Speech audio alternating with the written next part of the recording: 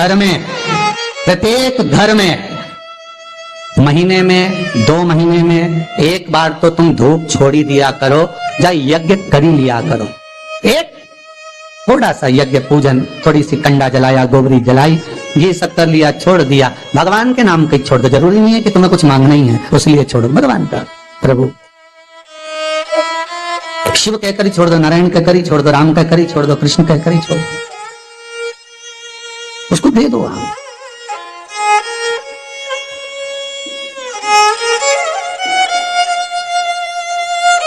होना चाहिए एक बार महीने 2 महीने में यज्ञ का क्रम होना चाहिए।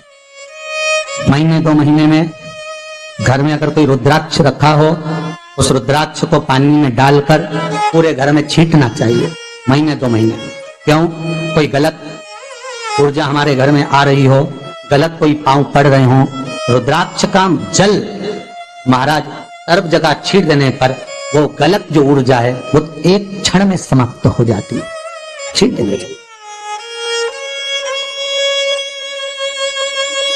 रुद्राक्ष नहीं हो तो शंख का जल छींटो। हमारे यहाँ तो आज भी हिंदू धर्म में नियम है, आरती के बाद शंख का पानी जल छींटा जाता है।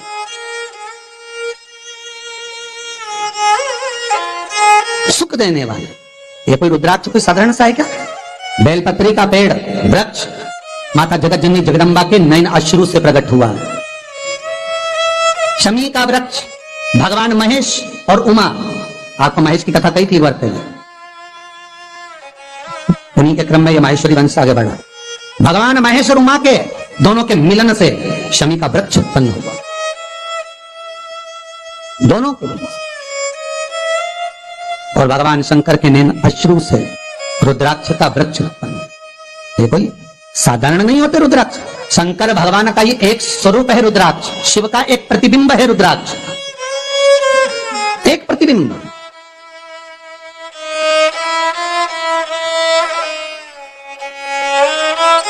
एक मुखी से लेकर 14 मुखी रुद्राक्ष होते हैं, ये शिव महापुराण कर रही है। एक मुखी से लेकर 16 मुखी तक रुद्राक्ष होते हैं, ये स्कंद पुराण कर रही है। एक मुखी रुद्राक्ष लक्ष्मी की वृद्धि के लिए होता है, 2 मुखी रुद्राक्ष बांधाओं को हरने के लिए होता है, 3 मुखी रुद्राक्ष विद्या के लिए होता है, विद्या प्राप्ति। 2 बच्चा पढ़ने में कमजोर होता है, 3 मुखी रुद्राक्ष का जल पिला देने पर उसकी बुद्धि विवेक प्रबल हो जाता है। 4 मुखी रुद्राक्ष खोई हुई संपदा को वापस ले आता है, 5 मुखी रुद्राक्ष भी संपदा को लाने वाला। कोई वस्तु घूम गई, चली गई कहीं पर, नहीं मिल रही, बहुत प्रयास कर लिया, चावल की कटोरी में 4 मुखी रुद्राक्ष या 5 मुखी रुद्राक्ष को रख दीजिए, 3 दिन तक रखिए, वो वस्तु अगर घर में है तो हाथ में आ जाएगी, तुरंत मिल जाएगी।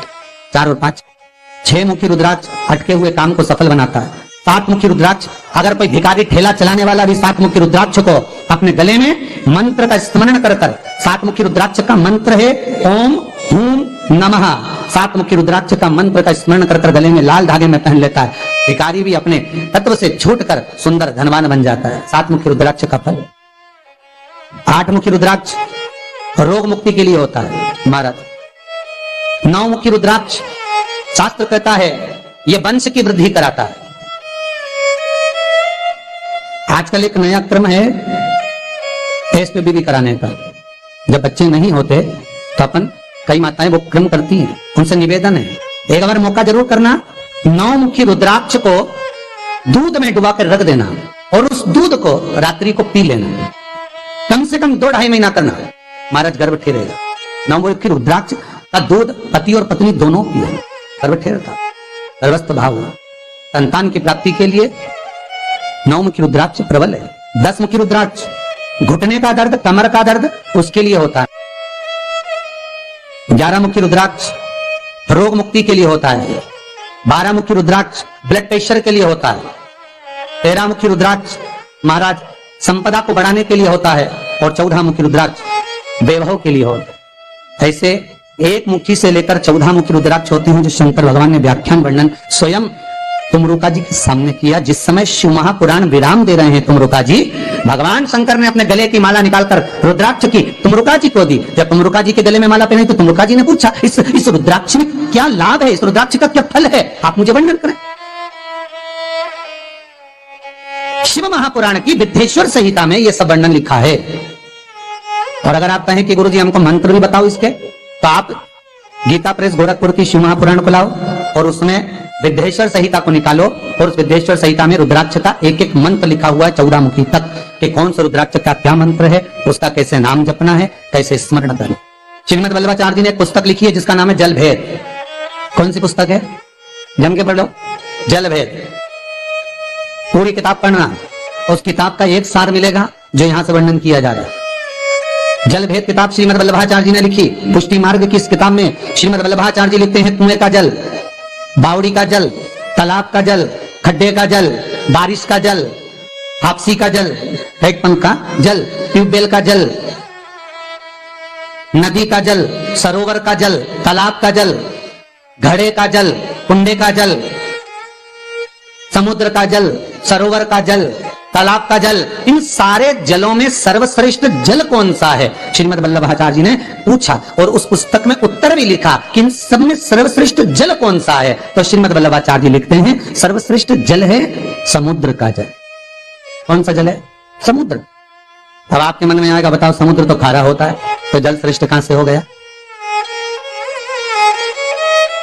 श्रीमद वल्लभाचार्य जी ने लिखा सर्वश्रेष्ठ जल है तो समुद्र का, बावड़ी का नहीं, तालाब का नहीं, कुएं का नहीं, हापसी का नहीं, हैंडपंप का नहीं, बारिश का नहीं, खड्डे का नहीं, घड़े का नहीं, कुंड का नहीं, तालाब का नहीं, सरोवर का नहीं। श्रीमद वल्लभाचार्य जी लिख रहे हैं सर्वश्रेष्ठ जल समुद्र का। तो वल्लभाचार्य जी ने लिखा क्यों है समुद्र का जल श्रेष्ठ? तो श्रीमद वल्लभाचार्य जी लिखे खड्डे में अगर कचरा डालोगे तो वो सड़ता रहेगा, नदी में कचरा डालोगे वो सड़ता रहेगा, तालाब में कचरा डालोगे वो सड़ता रहेगा, कुंड में कचरा डालोगे, हैंडपंप हापसी में कचरा डालोगे वो सड़ता रहेगा। अगर कचरा समुद्र में डालोगे तो समुद्र उस कचरे को किनारे पर लगा देगा। समुद्र में अगर रत्न डालोगे, सोना चांदी हीरा पन्ना डालोगे तो समुद्र अंदर उतार लेगा। श्रीमद वल्लभाचार्य जी लिखते हैं जल भेद पुस्तिका के अंतर्गत कि परम भगवतीय वैष्णव को, सांसारिक मनुष्य को समुद्र जैसे बनना चाहिए। जब कचरा आए तो किनारे लगा दे और भगवान का नाम आए तो जीवन में उतार ले, समुद्र जैसे बनिए।